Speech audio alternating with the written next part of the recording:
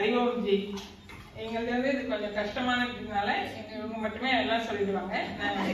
நாங்கெல்லாம் சேர்ந்துதான் ப்ரிப்பேர் பண்ணி அவங்க சொல்லுவாங்க.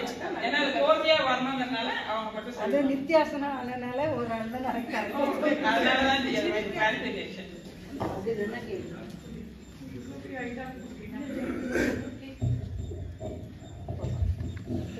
இவ விட்டது வந்து ஸ்லோகா 21 வரைக்கும் அதுக்கு முன்னாடி சொல்லி முடிச்சிருக்கான். இப்ப நான் சொல்ல போற நிதித்தியாசனம் வந்து ஸ்லோகா 22 டு ஸ்லோகா 31 வரைக்கும். ஃபர்ஸ்ட் நிதித்தியாசனம் அப்படின்னா என்னன்னு சொல்றேன். நான் படிக்கிற டீச்சிங்கை வந்து திருப்பி திருப்பி நான் நினைவுக்கு கொண்டு வந்துதான் நிதித்தியாசனம். அடுத்தது நம்ம என்ன பண்றோம் அப்படின்னா எல்லா இடத்துலயும் ஆத்மா ஆத்மான்னு கேட்கிறோம். அந்த ஆத்மாங்கிறத எடுத்துட்டு நான் அப்படிங்கிறத போட்டு அதையும் நம்ம தியானம் செய்யணும். மூணாவது ரொம்ப முக்கியம், இந்த நிதித்தியாசனம் பண்ணா மட்டும் நமக்கு மோட்சம் கிடைச்சிடுமா அப்படின்னா கிடையவே கிடையாது. இது மோட்சத்துக்கான ஒரு வழி அப்படிங்கிறத நம்ம தெரிஞ்சுக்கணும். இதை முதல்ல நம்ம நிதித்தியாசனத்துல மைண்ட வச்சுட்டு அப்புறம் இதுல என்னென்ன இருக்குங்கிறத பார்க்க போறோம். ஃபர்ஸ்ட் ஆந்திர சமாதி, அடுத்தது பாஹ்ய சமாதி. ஆந்திர சமாதி அப்படின்னா என்னன்னு பார்த்தீங்கன்னா எனக்கு கிட்ட இருக்கிறத அந்த சித்தங்கிற உணர்வு தன்மையை வச்சு நான் பண்ற தியானம். பாஹ்ய சமாதி அப்படின்னு என்னன்னு பார்த்தீங்கன்னா வெளியில இருக்கிற வஸ்துவை வச்சு அதுல இருப்புத்தன்மையை வந்து நான் தியானம் பண்றது வந்து பாஹ்ய சமாதி. இப்போ இந்த ஆந்திர சமாதியை வந்து மூணா பிரிச்சிருக்காரு குருஜி. அப்புறம் பாஹ்ய சமாதியை மூணா பிரிச்சிருக்காரு. இந்த ஆந்திர சமாதியோட ஃபர்ஸ்ட் என்ன அப்படின்னு சொன்னா ஆந்திர திருஷ்ய அனுவித்த சவிகல்பக சமாதி அப்படின்னு ஃபர்ஸ்ட் சொல்லியிருக்காரு. அது என்னன்னு பாத்தீங்கன்னா இப்போ நான் வந்து என்னோட மைண்ட்ல என்னெல்லாம் தாட்ஸ் வருதோ அதை வச்சு நான் தியானம் பண்ண போறேன். மைண்ட்ல இருக்கிற எண்ணத்தெல்லாம் வச்சு நான் தியானம் பண்ணும்போது நான் இப்ப இந்த ஹாலை பாக்குறேன். இப்ப உங்களெல்லாம் பாக்குறேன்னா எதை வச்சு பாக்குறேன்? இந்த பிரகாசத்தை வச்சு பாக்குறேன் இல்லையா? அப்ப அந்த பிரகாசம் என்ன? ஏகம். நீங்க எல்லாம் அநேகம். அப்போ இந்த பிரகாசத்துக்கு ரூபம் கிடையாது. உங்களுக்கு எல்லாம் ரூபம் இருக்கு. தேர்ட் ஒன் வந்து அது சுத்தமா இருக்கு. இந்த ஹால் அங்கங்க சுத்தமா இருக்கு. சரியா? அப்போ இந்த எண்ணங்கள் நமக்கு எப்படி இருக்கு? சில சமயம் காமம் குரோதம் ஷட்வலங்கள் வருது, சில சமயம் சந்தேகம் துக்கம், இப்படி மாறி மாறி மாறி மாறி இந்த எண்ணங்கள் நமக்கு வந்துட்டே இருக்கு ஒரு நேரமா. அப்ப அந்த எண்ணங்களை நம்ம என்ன பண்ணணும்? எடுத்து வச்சிடணும். அப்ப அங்க ஒன்னே ஒரு நிரந்தரமா தான் நம்மளை பார்த்துட்டு இருக்குன்னு நமக்கு தெரியாது.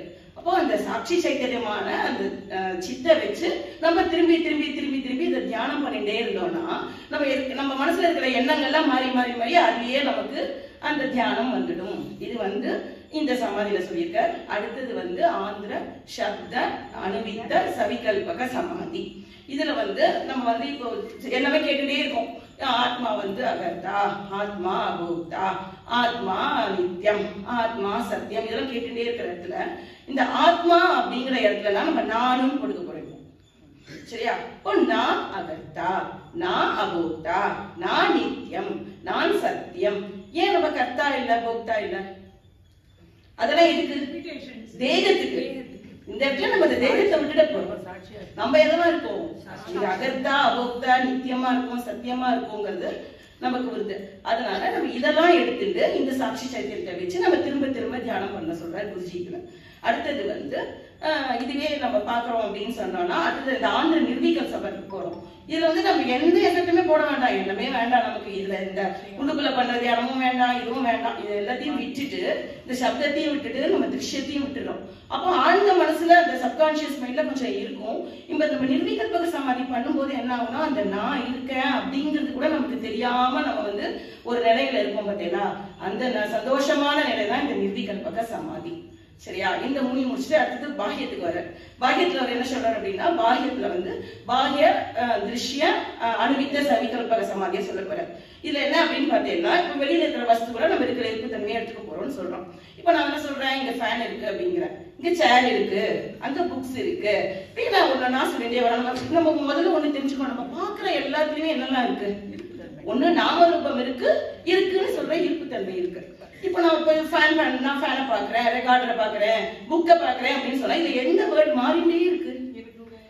எந்த வேர்ட் மாறிட்டே இருக்கு? ஃபேனு, ரெக்கார்டர், புக்கு, இதெல்லாம் மாறிட்டே இருக்கு. மாறாம நம்ம இதை சொல்லிட்டே இருக்கேன். அப்ப இருப்பு அப்படிங்கிற அந்த இருப்பு தன்மையை தான் நான் திருப்பி திருப்பி திருப்பி வந்து என் மைண்டுக்கு கொண்டு வந்து நான் தியானம் பண்ணிட்டே இருக்கணும் அப்படிங்கறத இதுல சொல்லிட்டு இருக்கேன். அடுத்தது பாஹ்ய இது சப்த அனுவித்த சவிகல்பக சமாதி என்ன பண்ற? நமக்கு எப்போதும் கேட்டுட்டே இருக்கு, ஃபேன் இருக்கு, புக் இருக்கு, சேர் இருக்கு, தனித்தனியா இருக்குமோ அப்படின்னு நமக்கு ஒரு எண்ணம் வந்துடும். அப்ப நம்ம என்ன நினைப்போம், ஏகமா இருக்கிற இந்த சித்து அகண்டமா எல்லா இடத்துலயும் இருக்குன்றது நமக்கு தெரியுது. அப்ப அந்த இருப்புத்தன்மை தான் இதுல எல்லாத்துலயும் இருக்கு. அப்ப அந்த இருப்புத்தன்மை ஒண்ணுதான். அப்படிதான். அப்போ அந்த அந்த இருப்பும் அந்த சத்தும் நான் தான், அந்த சித்தும் நான் தான், எங்கும் இருக்கிற இது ரெண்டும் அனந்தமா நான் அனுபவிச்சுட்டு இருக்கேன். இதை நீங்க திருப்பி திருப்பி நீங்க மைண்டுக்கு கொண்டு வாங்க அப்படின்னு சொல்றாரு. அடுத்தது பாத்தீங்கன்னா இதுவே பாஹ்ய நிர்விகல்பக சமாதியை சொல்றாரு. அது என்ன சொல்றாரு அப்படின்னு சொன்னா, இதுலயே எந்த எஃபெக்டும் போட வேண்டாம், எந்த இதையும் விட்டுடுங்க, திருஷ்யத்தையும் விட்டுடுங்க, சப்தத்தையும் விட்டுடுங்க. ஆனா ஆழ்ந்த மனசுல இருக்கும் அப்படின்னு இதுல உட்கார்ந்தேன் அப்படின்னா உங்களுக்கு எந்த வித எண்ணங்களுமே வராது. அப்ப நான் இருக்கேன் அந்த இடத்துல அப்படின்னு கூட நமக்கு தெரியாது. ஒரு சந்தோஷமான இதுல அந்த சமாதிய நம்ம அந்த சமாதியில இருக்கும். பட் இந்த சந்தோஷம் தான் நமக்கு மோட்சமோ அப்படின்ற எண்ணம் நமக்கு வந்துடவே ஒரு நாளும் கூடாது. அந்த அந்த இது வந்து அழைச்சின்னு போறதுக்கு, இந்த மோட்சத்துக்கு அழைச்சின்னு போறதுக்கு ஒரு வழிதான் இது அப்படிங்கறத நம்ம அந்த இடத்துல தெரிஞ்சுக்கணும். சரி, இது லைஃப் லாங்கா பண்ணணுமா அப்படின்னா ஆமா, கண்டிப்பா பண்ணணும். லைஃப் லாங்கா பண்ணா உங்களுக்கு என்ன கிடைக்கும் அப்படிங்கறத இந்த இடத்துல சொல்றாங்க. தேக அபிமானம் போயிடும். சரியா? ஏன்? நான் ஆத்மான்னு தெரிஞ்சிடும். அதை புரிஞ்சுக்கிறதுக்கு தான் இந்த தேகம் கிடைச்சிருக்கணும் நமக்கு தெரிஞ்சுடுறது.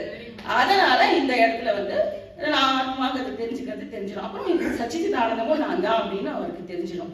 அப்போ இந்த மாதிரி ஆனந்தம் தெரியும் போது அவரை நம்ம என்ன சொல்றோம், ஆத்மனிஷ்டா, ஞான நிஷ்டா, இதப்பிரவின லட்சணா அப்படின்னு நம்ம சொல்றோம். இப்போ அடுத்தது ஞான பலனை சொல்ல போறோம். ஞான பலன் என்ன அப்படின்னு கேட்டா, இப்படியே நம்ம ஒன்னொன்னா ஹிருதயத்துல இருக்கிற முடிச்செல்லாம் ஒன்னொன்னா கட்டிட்டே வந்தோம் அப்படின்னா நமக்கு என்ன கிடைக்கும், இதே தேவி அபிமானம் போயிடும், காரியகாரம் மறைஞ்சு போயிடும். அதுக்கப்புறம் வந்து நான் தான் சத்து சித்த ஆனந்த ரூபம்னு தெரிஞ்சிடும். அதுக்கப்புறம் பாத்தீங்கன்னா நம்ம வந்து இந்த கர்மாக்கள்லாம் கரைஞ்ச உடனே நம்ம என்ன ஆகும், ஜீவன் முக்தன் ஆயிடும். சரி, அடுத்தது 3 வித பாவங்களும் போயிடுது அப்படின்னா நம்ம என்ன ஆகும், விதேக முக்தன் ஆயிடுறோம். அப்போ நம்ம எப்படி இனிமே சொல்லணும் அப்படின்னா, பிரம்ம சத்தியம் ஜெகத் மித்யா ஜீவோ பிரம்மைவ நான் அபரகன்னு சொல்றதை விட்டுடணும். விட்டுட்டு பிரம்ம சத்தியம் ஜெகத் மித்யா அகம் பிரம்மைவ நான் அபரக அப்படின்றத